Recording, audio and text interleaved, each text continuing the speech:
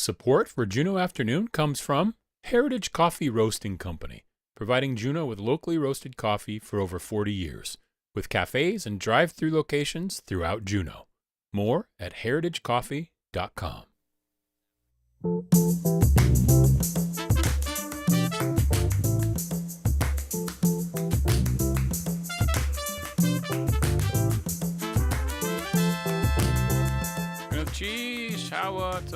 Salamat. Thank you and welcome to Juneau Afternoon. I'm your host, Boston Christopher. The Alaska Folk Festival kicked off last night, and we have a full week of music for you here on Juneau Afternoon. Today we hear a couple of tunes and catch up with local singer-songwriter Quinton Woolman-Morgan and find out where he'll be this week.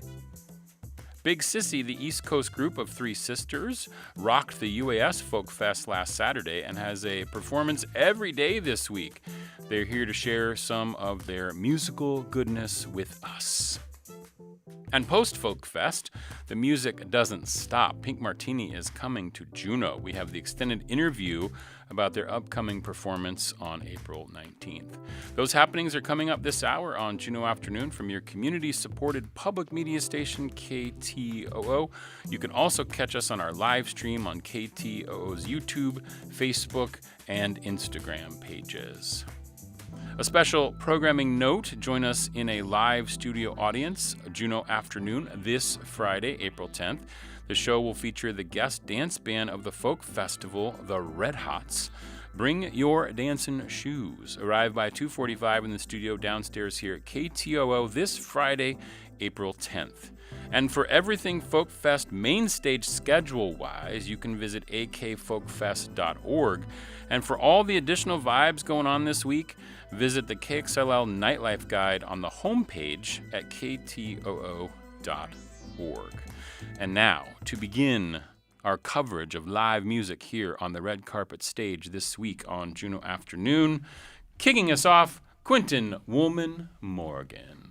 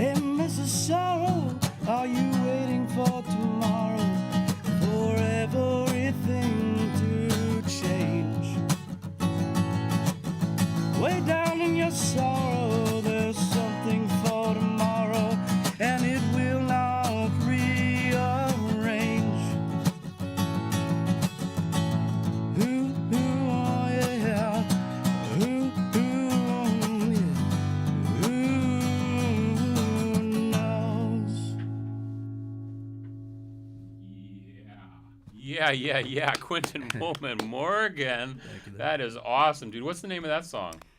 Mrs. Sorrow.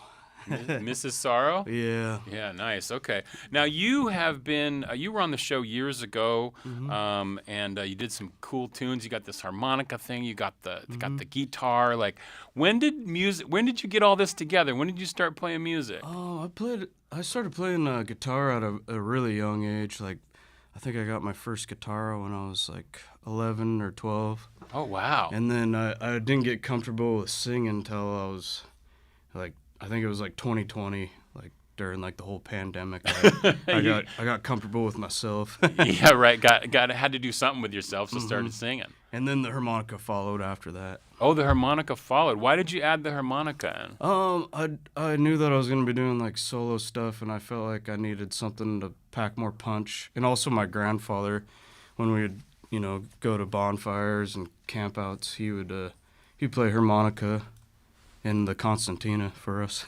Oh, nice. Yeah. So it's sort of an ode to Grandpa a little bit. Yeah, a little bit. Yeah. Yeah. A little bit, yeah. And this style of music that you're interested in, it's sort of like this, I don't know, it's like folky, bluesy, like kind of a mix there. I was really into like 60s music growing up, so Yeah. I think that's like a direct influence for me. Nice. Yeah. And you had created, you had an album of originals that you put out, maybe like, was it 23, 24? Yeah, my first EP was, I think it was like 21, and then I just released one like a little bit over a year ago. Oh, you did another one? Yeah, I did Okay. a second one. And what's that one called? That one's called Lady Echoes. Lady Echoes. And is your stuff all on like the... It's on all the streaming platforms, you name it, Spotify and Yeah, it's and all YouTube out there. and all that, and Yeah. Bandcamp and all that. It's out there. Yeah, It's out support there. support the I love Bandcamp because you actually pay for the music and it can become Yeah. yours, and you support the artist that way. And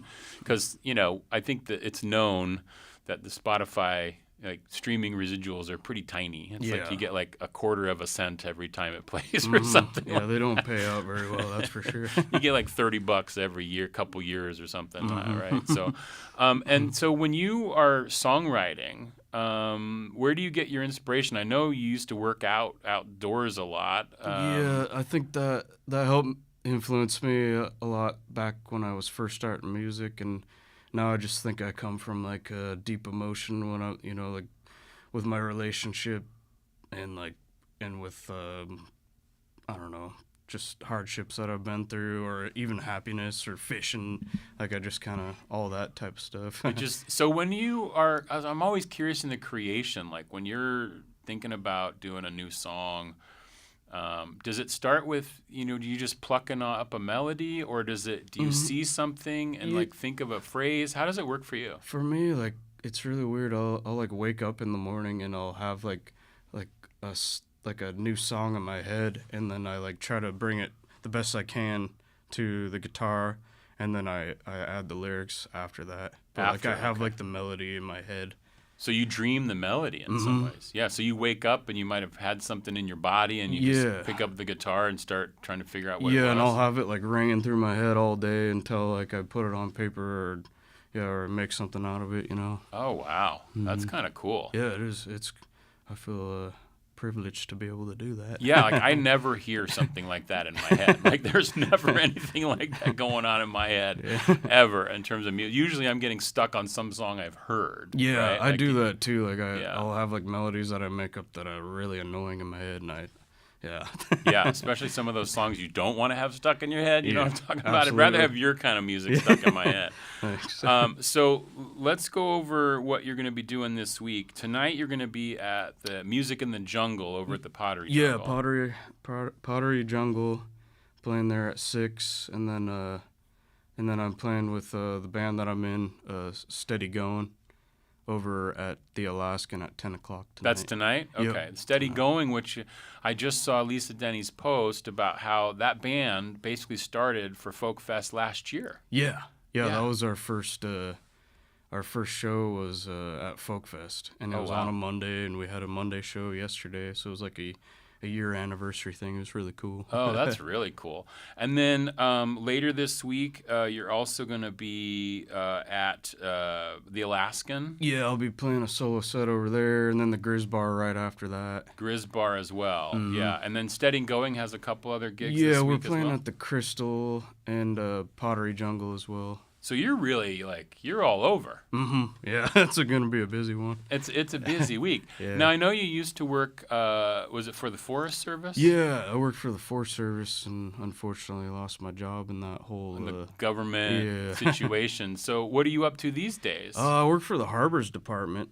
Okay. I worked down Aurora, Harrison, Douglas Harbor, and we had a really crazy winter this year. Yeah, we did. Yeah, we did for sure. And so it's kind of it's awesome that you're able to play all this music, and Juneau just has such a fantastic music scene. It really does. And when you're working on your EPs, I'm just curious, where do you record those at? Are you? I record them down in Seattle. I have a really good friend that he's like a master at everything he does, and he bought some really nice studio equipment, and I record with him. And we'll go to different locations like barns and stuff throughout Washington. Oh, and, really? And record, yeah. You get that sort of open, does the barn creates a cool sound? Yeah. We try to capture the feelings that we have in the area that we're recording. It's kind of cool. Yeah, that's nice. So you were saying before, the inspiration comes, you dream the melody, and you're inspired by the things around you. Obviously, you had some of the outdoors, but then also now kind of as you get older, right, you start processing feelings a little bit more. Yeah, I feel like I'm feeling life a little harder these days. And so you get it out in song, right? Yeah. It's a good outlet, I think. How often do you write new stuff? I actually took probably close to a year-long break of writing, and then I just hopped back into it probably 3 months ago. Oh, wow. Okay. Yeah, I just wanted to I don't know, have a new vision of what I wanted to be as a musician. I feel I was just getting burnt out on my old stuff. And yeah, I understand. It's always good to reflect and sort of figure out what the next step is, right? Yeah. That's kind of cool. Absolutely. Well, the next step for you is performing a lot this Folk Fest with both your band Steady Going as well as some individual solo gigs. So good cheese for being here today, Quinton. It's great to check in with you, hear some cool tunes. And what's this next one going to be? This one is called Moonlight Mile. It's a song I wrote when I worked in Katmai National Park, back in 2018 or 19. Okay, cool. All right, this is Quinton Woolman-Morgan here on Juneau Afternoon's Folk Fest Music Week. Take it away, Quinton, from the red carpet stage.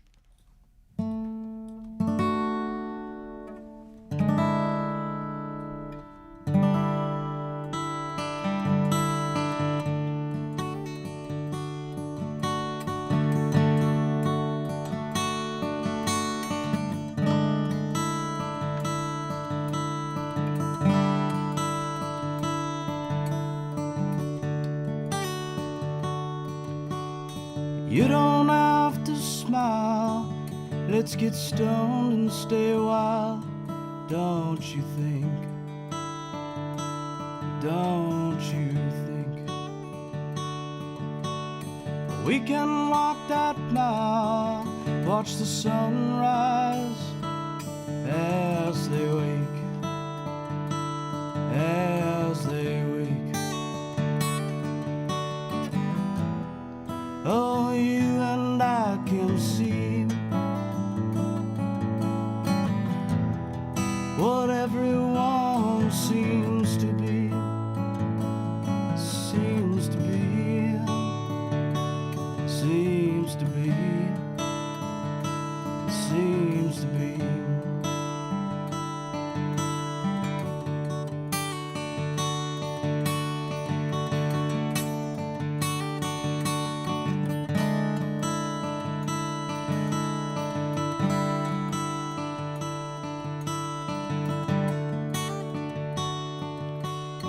You can lie your head in the dreams I make our bed.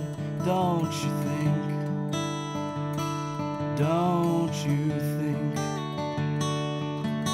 In the morning you can smile as it's been just a while since our wake, since our wake. These things don't have to change, but they always seem to do. They always seem to do. Yes, they do. Yes, they always seem to do. So let's get high while watch the sunrise as we wait, as we wait.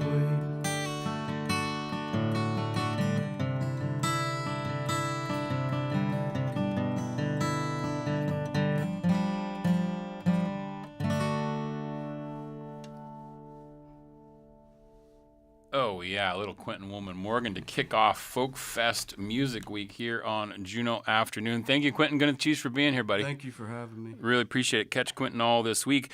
But the music doesn't stop after Folk Fest is over this week. On April 19th, the Portland-based band Pink Martini will be here as part of the Sitka Point House fundraiser. Catherine Rose from KCAW in Sitka, where the band will perform both there and in Juneau, put together this extended piece about the concert and the Point House project. This is Juneau Afternoon on KTOO.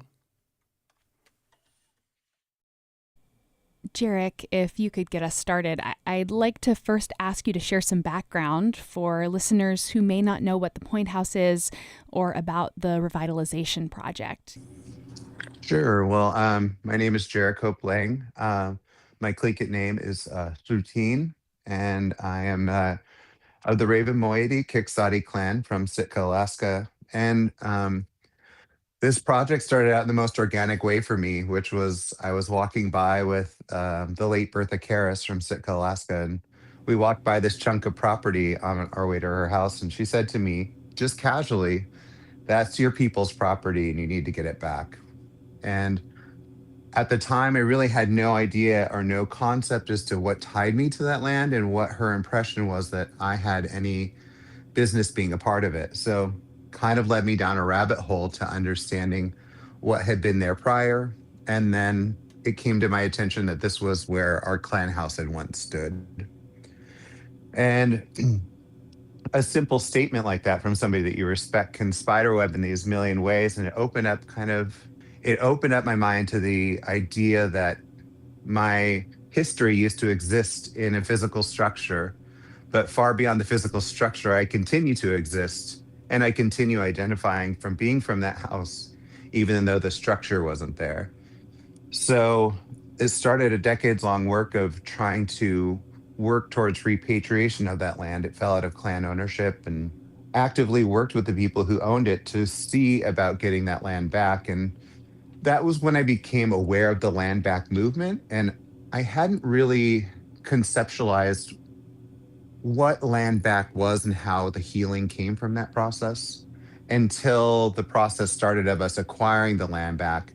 And I quickly realized that if I was asking for this level of healing on any level, that this needed to involve the long-term care of the property, bettering the property for the next generation, and managing that property in perpetuity. And you have these two real strong dichotomies. You have Western law, which is what we live in, and then you have Tlingit law, which is what lives inside of us.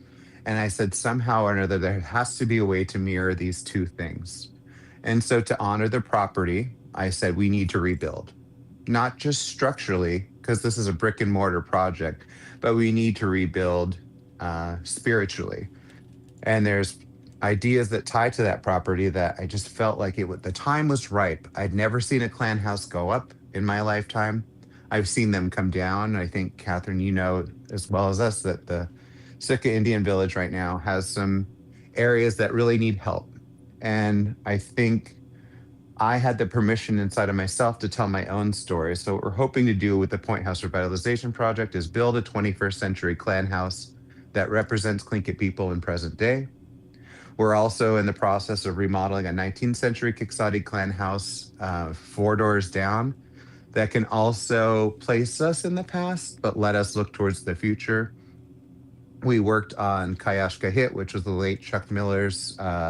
He was the caretaker or hit Sati for that clan house. We just did some major remodeling as we're moving forward into having his Kuik and celebration of life at the end of the year. So it just seems like now the time is right. And I think young people and elders combined are looking at cultural revitalization with a different lens. So we are looking to break ground sometime in the next year. We're currently working on putting the extant clan houses on the National Register. We got the Underrepresented Communities Grant with the National Park Service. We're looking at shifting the idea of historic preservation within our own community and tying that to Tlingit values. So we have a lot going on. And we started last year with this fun fundraiser idea, bringing Portugal the Man, Samantha Crane, Yahtzee, Nicholas Galanin into the fold and asking people, can we do more than just land acknowledgement? Can we say if we get the land back, we still have a responsibility that ties to that? So this show came from this organic idea of like, can we use art and invite the community as a whole in? Thomas, the tagline on Pink Martini's website is, if the United Nations had a house band. Can you talk a little bit about what that means? Well, we're sort of old-fashioned.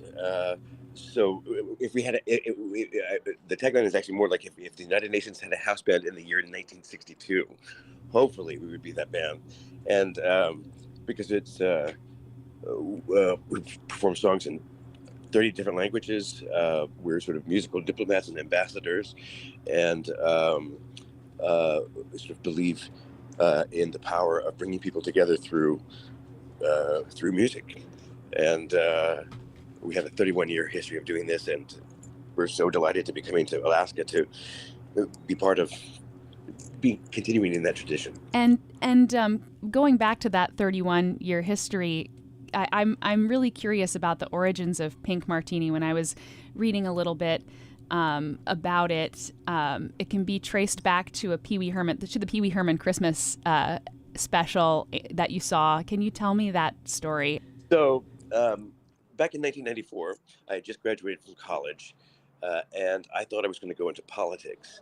And so I was working on various political campaigns in Oregon. And in fact, in 1994, there was a nasty attempt to amend the Oregon Constitution to declare homosexuality illegal in the state. And so I was working on the campaign in opposition to this.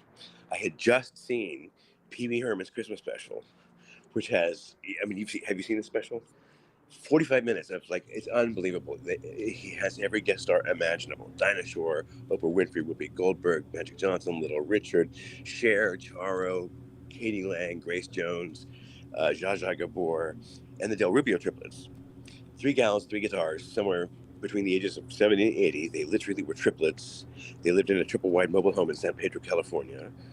They wore matching miniskirts, matching booties, and they had huge hair. They played guitar, and they sang covers of Walk Like an Egyptian and Whip It.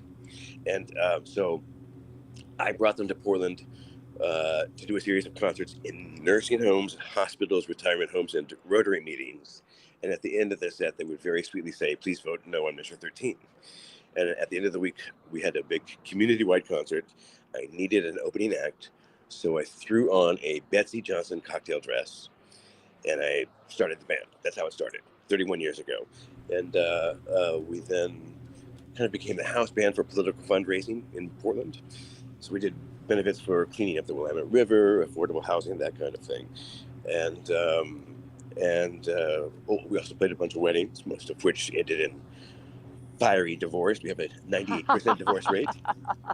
And then so we just played basically in Portland for these political fundraisers, trying to bring breakfast, a little bit of breakfast at Tiffany's to political fundraising, and then when we released our first album, crazily enough, it became sort of hugely popular in France, and so that began our first career outside of Portland. When you put on those first shows, did you envision it getting as big as it did and having as much reach? I never. I mean, the thing is, we were like a band that it was not like a band that would ever go on the road, get in a cargo van, and go hurtling down the road and get stoned. It wasn't that kind of band. It was really sort of old fashioned. So I could never imagine having this band on the road with this many people doing this kind of music. I mean, it just didn't seem plausible. So it was a huge surprise when it sort of took off first in France, and then eventually, went from there. We were very, very lucky. At that time there was press. We had, and people were buying albums. And, I mean, there were a whole bunch of things that were in place that I think, if we were trying to start this band now, it would never happen. And then, of course, there's Storm Large, who really brings everything up 7,000 notches. You haven't played with us in Alaska yet, have you, Storm? Yes, I have. Oh, did we? Yes, I have. Yeah, Okay. a long time ago. Yeah, I loved it. It's such a magical spot. I'd always wanted to go to Alaska, and it's a pretty great way to see the state. It's beautiful. So there's something magical about the light. And Storm, you joined the band in 2011, right? Yeah. And you alternate as the lead singer with China Forbes, but you've mentioned in other interviews that you're really one of 15 soloists. Can you talk a little bit about that and what that looks like? Well, I have my own band, and I also perform solo with symphonies and stuff. So when you are normally in a band, the lead singer is sort of the identity, the ID of the band. You're the mouthpiece, you're the person that everyone's kind of looking at. And it's a big responsibility, and it's sort of your identity, the band's identity is wrapped up with the singer. In Pink Martini, though each lead singer has a very unique and bold and brilliant, whatever, sparkly personality, it is one of the most relaxing front gigs, because I'll sing a bunch of songs solo, and then I will shimmy back to the backing vocal mic. Jimmy Harrod will step forward, Edna Vasquez will step forward, or it'll be a band solo, a piano with Thomas and his partner Hunter Nowak on piano, doing Rhapsody in Blue, the most hilarious physical comedy you've ever seen in your life. It's like laughing, kind of. It's a big variety show, and everybody has an important role in unison. But I see Pink Martini as a collective of wonderful, amazing, brilliant stars in their own right. So what's it like, though, to travel with such a large band, so many instruments, to these remote places like Sitka and Homer? What's that experience like? Busy. Well, right now I feel like the band, everybody is acting so well together.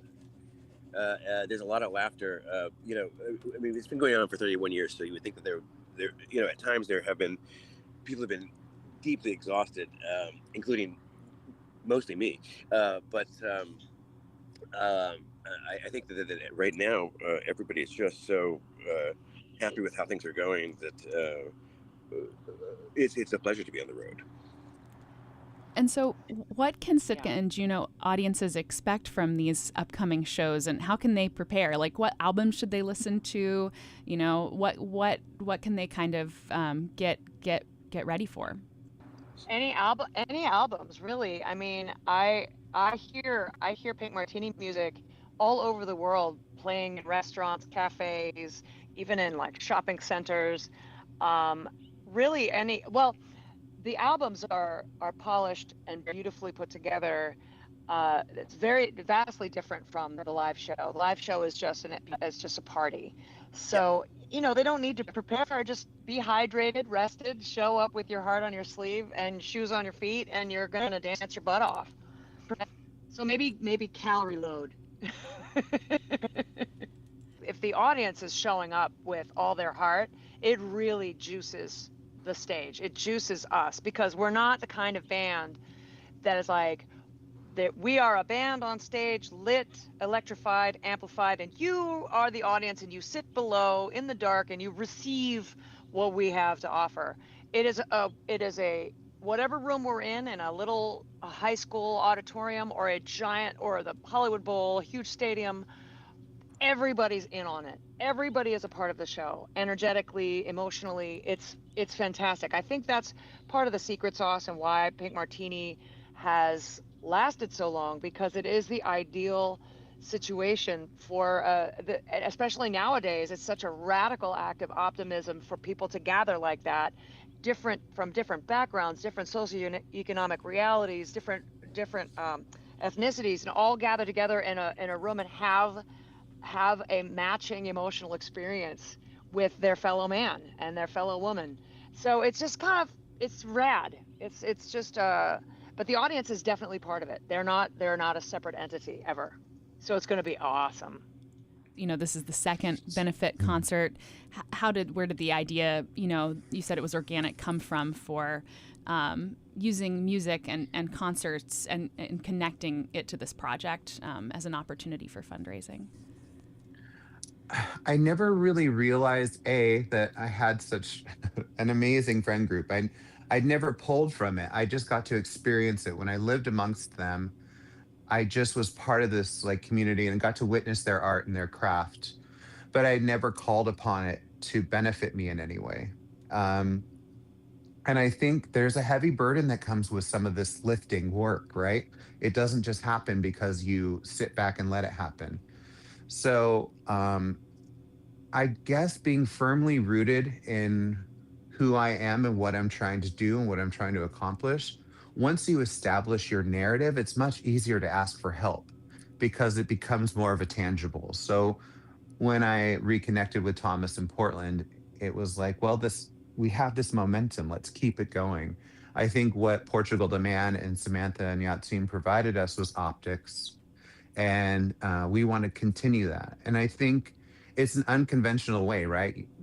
Last year was like rock and roll and folk and singer songwriter, and this year bringing Pink Martini into the fold. It really creates this open dialogue of like, we are inviting you.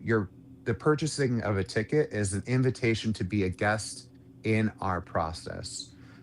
You could be part of this restoration, this regeneration, this restorative practice, which traditionally, I don't think these people were invited to. It used to be. It used to be different, and maybe people don't like me for that. I don't know. I try not to lose sleep over it, but I think there's an opportunity here that if we're asking for land back and we're asking for ways to revitalize our culture and people, that we can ask for help. So we're giving you a product, and in turn, we're taking the funds from those and we're putting them towards what we feel is valuable to us.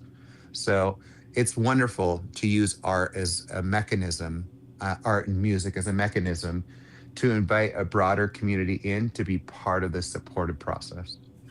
That was the Pink Martini interview from Catherine Rose out of KCAW. For more information and tickets on the Pink Martini concert here in Juneau, you can go to pointhouse.org. You're listening to Juneau Afternoon on KTOO. Support for Juneau Afternoon comes from Emil Mackey at Country Financial, offering insurance for home, auto, and business, and life insurance to protect your family in case of death.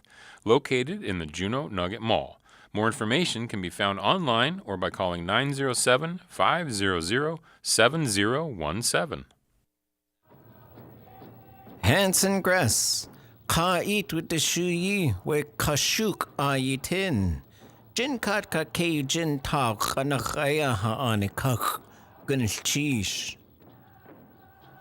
This is Juneau Afternoon from your listener-supported public media station, KTOO. I'm your host, Boston Christopher, and we are in the middle of our first day of live music from Folk Fest Week here on Juneau Afternoon. And now it's a pleasure to welcome to the red carpet stage, all the way from the East Coast, right here in Studio 2K, Big Sissy!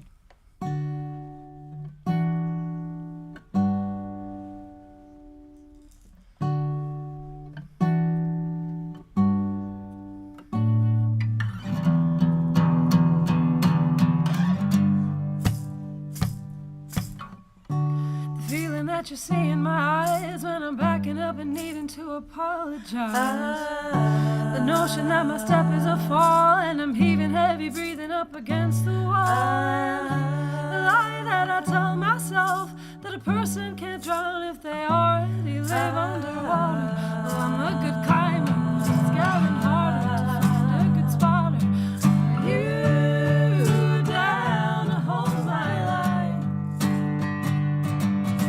You down to hold my life. Well, I hold my breath out for the time.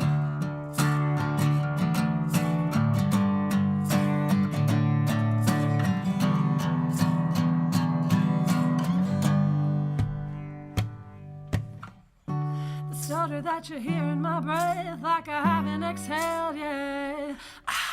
The tip of my toes that I walk on, the drip of my nose when the sun's gone. The lie that I tell myself that a person can't die if they already live in their spirit. Well, I'm a good shouter, but I gotta jump off so people could hear it. You down to hold my line. You down to hold my line. I hold my breath out for the time. You down to hold my line. I hold my breath out for the time. I think of stupid reasons why everything's gonna be alright. Fine. Never swam this far away from shore before. Sprinting right with me. Never thought I'd wanna run away more. The lie that I tell myself that a person can grow if they hold on to people they know. You're an exception, and I'm getting better at asking the question. Ooh, yeah. You down to hold my line. You down to hold my line. Well, I hold my breath out for the time.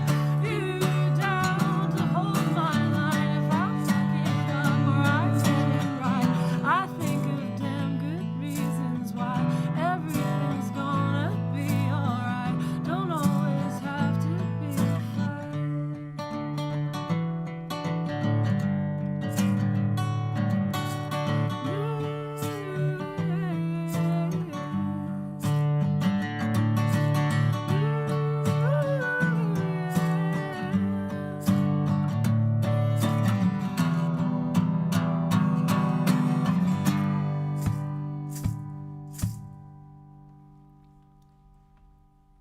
That's what I'm talking about right there. I love it. I love it. Big Sissy here on Juneau Afternoon. Why don't you come over here and have a seat? Sarah, Nicole, and July here on Juneau Afternoon. Big Sissy is going to be performing all week long. They're going to be at the Drip Drop Wonder Shop tonight at 7 p.m. They're going to be at the Pottery Jungle tomorrow at 6 p.m. And also tomorrow, they added a show because they're so in demand. They're going to be they're going to be at the Lodestone Library at 4 p.m. tomorrow. A little afternoon delight, right? A little fun tomorrow afternoon at the Lodestone Library before you head over there to the Pottery Jungle. And then on Thursday night at 6 p.m., you're going to be at the Alaskan. And then on Saturday night, you're going to close it out with a concert at the Crystal Saloon at 4 p.m. on Saturday. And in between there, you're probably going to be seeing some of the other music going on as well, right? Absolutely. Yeah, I've been loving your posts about all of the music each day in town. Oh, yeah. The nightlife guide, it's put together by Kelly Icardi, who you were with on Friday night. Nice. Kelly puts together the nightlife guide. It's on kto.org's main webpage. You can just find it. There's a big old button there. You can find out everything that's going on around town outside of the main folk festival, because the main folk festival, you can just go to akfolkfest.org and see the list of all of the main stage acts that are performing this week over there.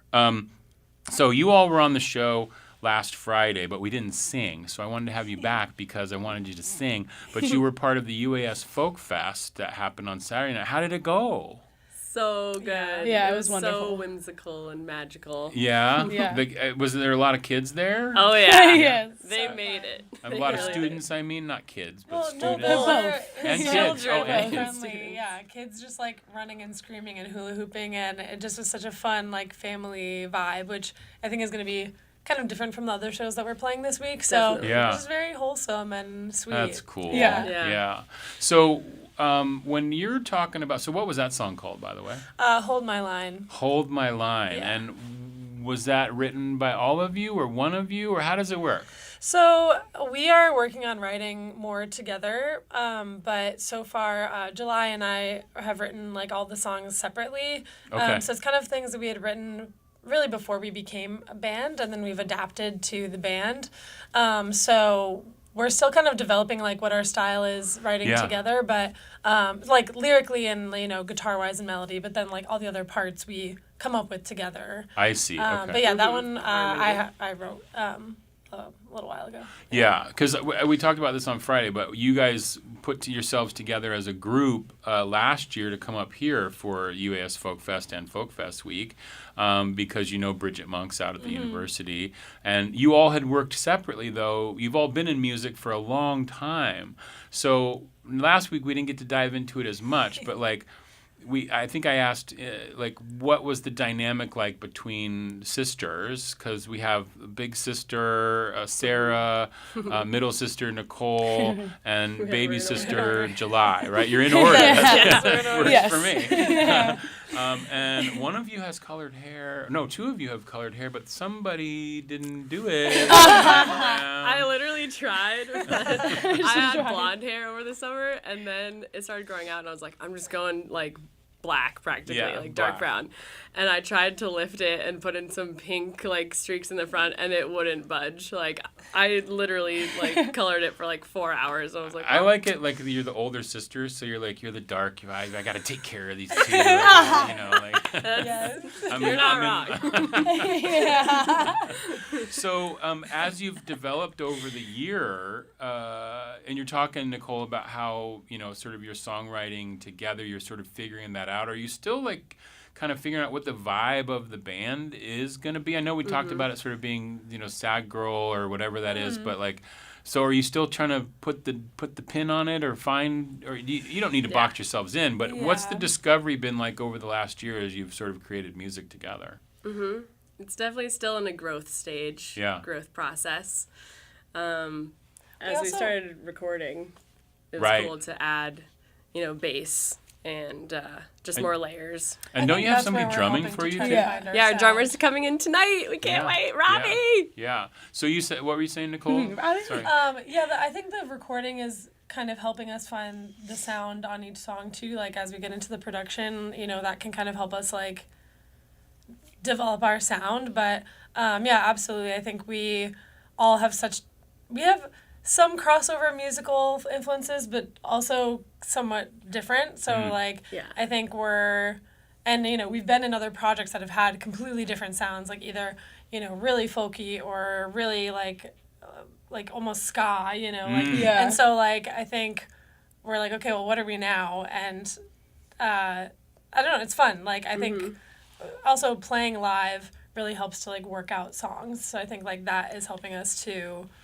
develop the sound as well. Yeah, and I think I was talking to somebody, and I was just also saying like, these days, there's really no reason to like box it in per se, right? It's just music, and it can be whatever you all want it to be.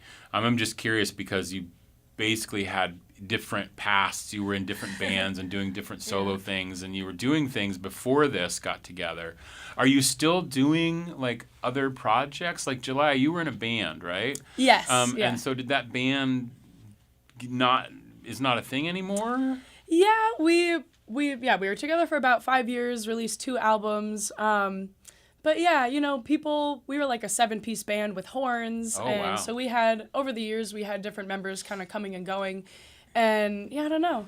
We had a great run, but it just got to a point where we decided to go on hiatus, and we never really picked it back up. And that was kind of a sad time for me. You know, it's like this something that I was building for so long with these.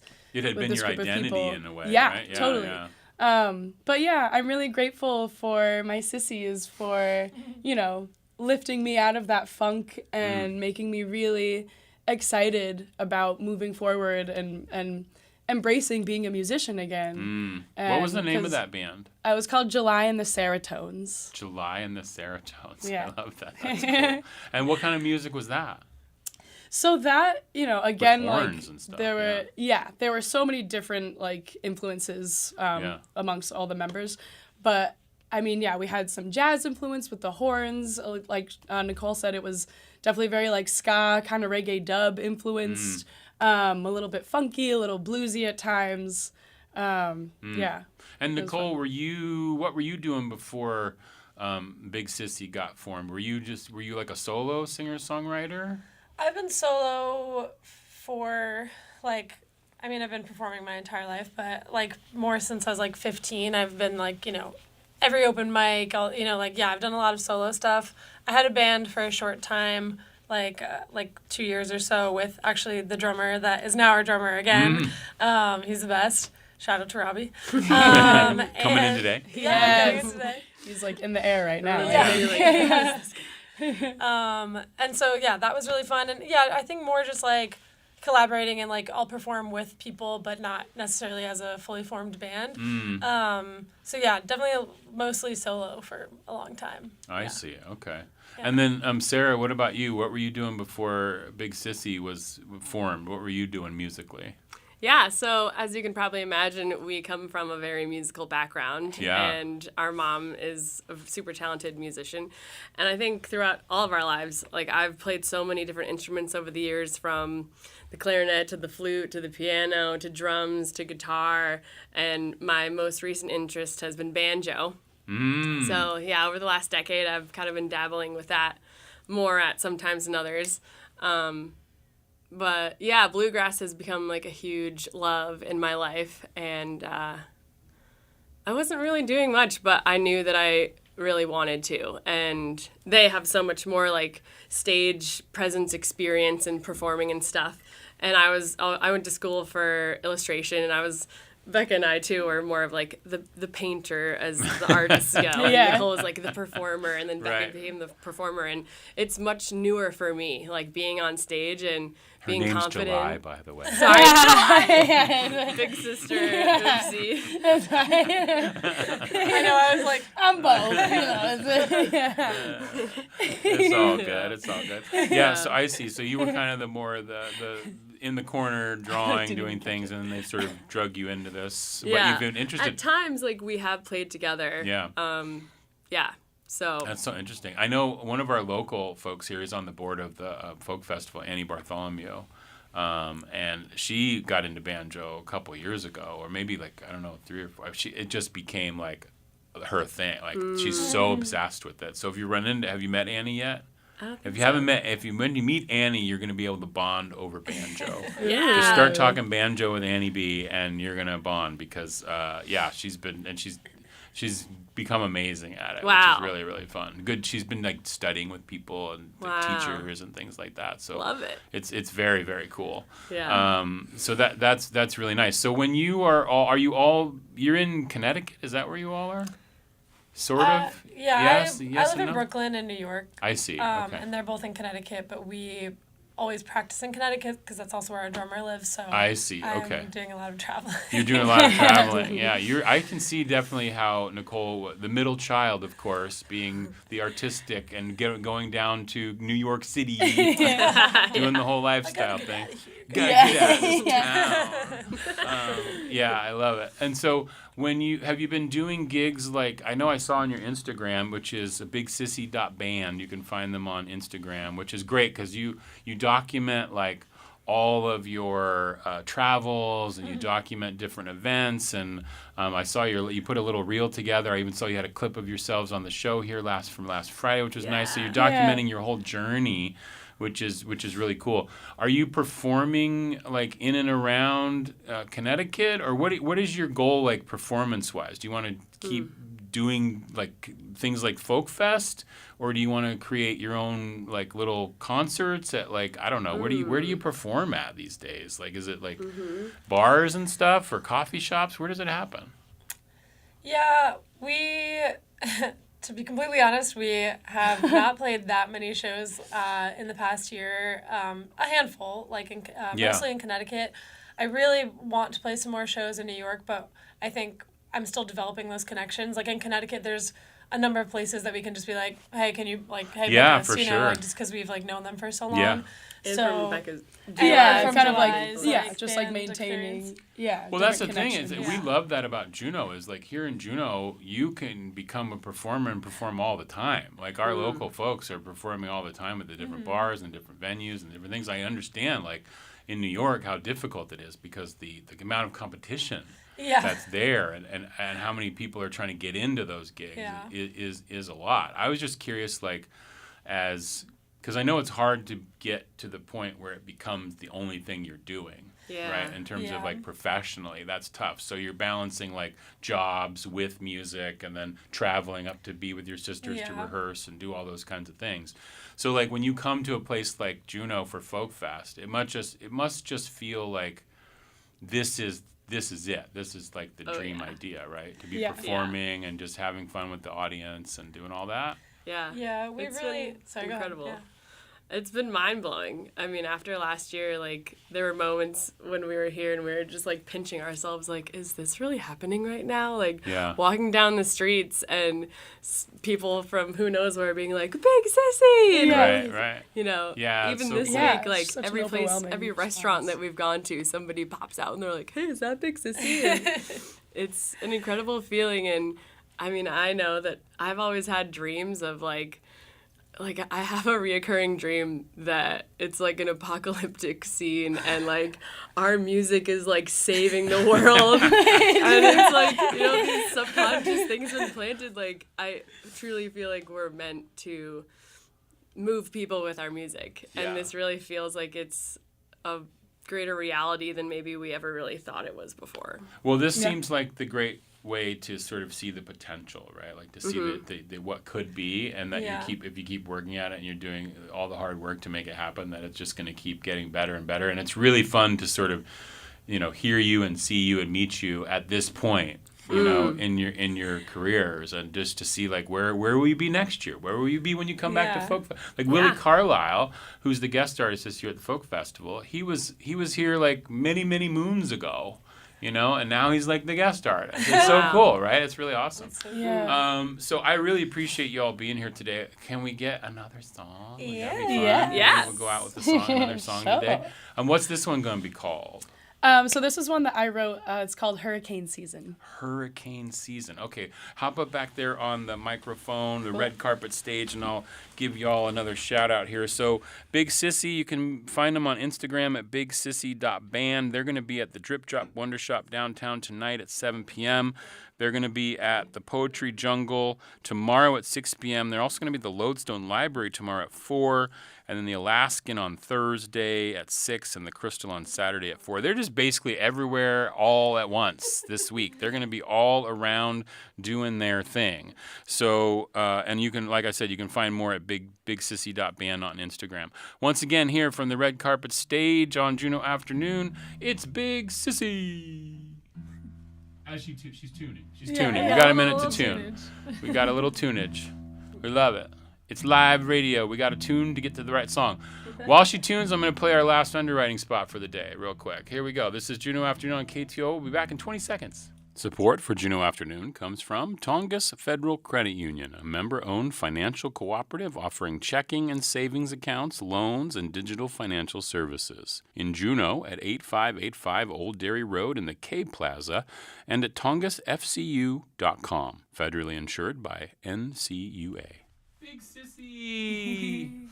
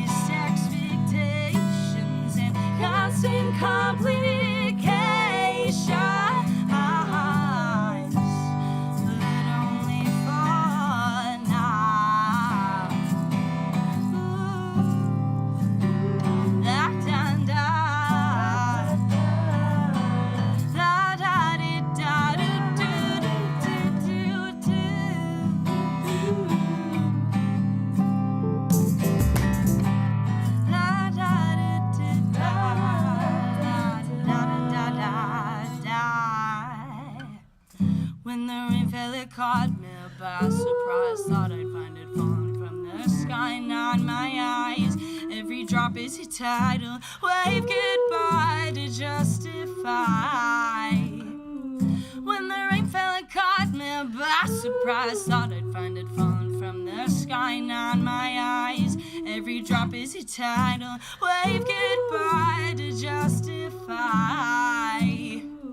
When the rain fell, it caught me by surprise. Thought I'd find it falling the sky, not my eyes. Every drop is a tidal wave goodbye to justify.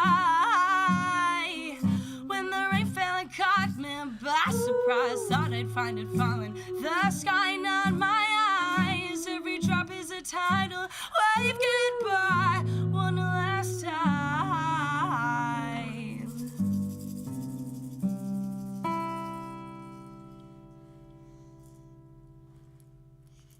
Big Sissy here on Juneau Afternoon. Thank you so much, Gonna Cheese, for being here, Big Sissy. Thank you.